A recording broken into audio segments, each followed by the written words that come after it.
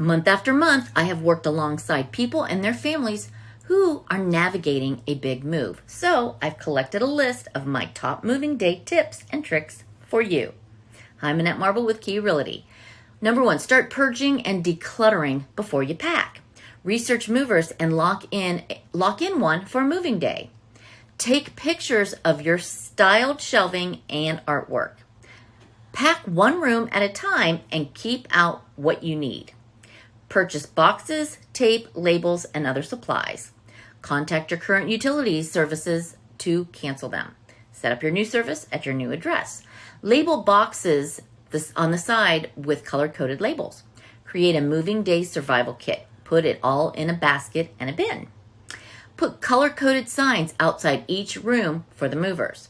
Pick up a beverage and order a pizza for moving day, or hire an agent who does that for you. If I had to summarize it into just one tip, it would be this: have a plan and have an agent on your side managing the transaction so you can focus on packing and checking everything off your list. As always, we're keeping it real here in real estate with Annette Marble and Associates.